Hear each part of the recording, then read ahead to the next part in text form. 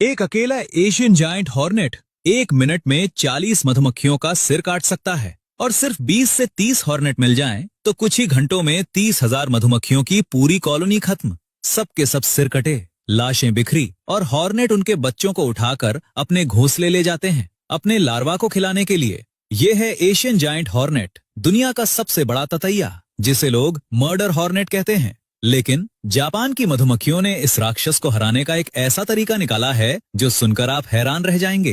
ये मधुमक्खियां हॉर्नेट को जिंदा पकाकर मारती हैं। तो चलिए जानते हैं इस महायुद्ध की पूरी कहानी। पहले जानिए दुश्मन कितना खतरनाक है। एशियन जायंट हॉर्नेट 2 इंच लंबा होता है और इसके पंखों का फैलाव 3 इंच। ये मधुमक्खी से 5 गुना बड़ा है।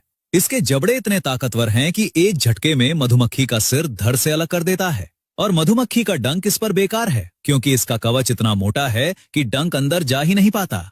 जब हॉर्नेट का एक स्काउट किसी मधुमक्खी का छत्ता ढूंढता है तो वो छत्ते पर एक खास फेरोमोन यानी केमिकल सिग्नल छोड़ता है। ये सिग्नल बाकी हॉर्नेट को बुलाता है और फिर शुरू होता है कत्लेआम। 20 से 30 हॉर्नेट मिलकर हजारों मधुमक्खियों के सिर काटते हैं, छत्ता खाली करते हैं और बच्चों को लूट कर ले जाते हैं। मधुमक्खियों के पास इस हमले का कोई जवाब नहीं, उनकी पूरी कॉलोनी तबाह हो जाती है।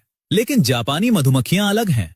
लाखों सालों से ये हॉर्नेट के साथ रहती आई हैं और उन्होंने एक ऐसा हथियार बनाया है जो किसी साइंस फिक्शन से कम नहीं। जब हॉर्नेट का स्काउट जापानी मधुमक्खियों के छत्ते के पास आता है तो छत्ते के गार्ड्स को तुरंत पता चल जाता है। वो अपने पेट को तेजी से हिलाना शुरू करते हैं। ये एक वार्निंग सिग्नल है जो हॉर्नेट को बताता है कि हम जानते हैं तुम यहाँ हो।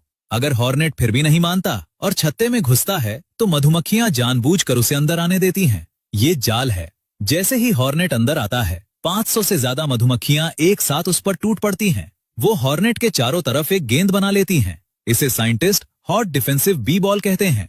और फिर शुरू होता है असली जादू। सारी मधुमक्खियां एक साथ अपने उड़ने वाली मांसपेशियों को तेजी से कंपन करना शुरू करती हैं। इससे गेंद के अंदर का तापमान तेजी से बढ़ता है और 46 डिग्री सेल्सियस तक पहुंच जाता है। साथ ही कार्बन डाइऑक्साइड का लेवल भी खतरनाक हद तक बढ़ जाता है। अब यहाँ नेचर की सबसे शानदार ट्रिक आती है। हॉर्नेट 46 डिग्री और हाई CO2 का कॉम्बिनेशन सहन नहीं कर पाता और 10 मिनट में मर जाता है।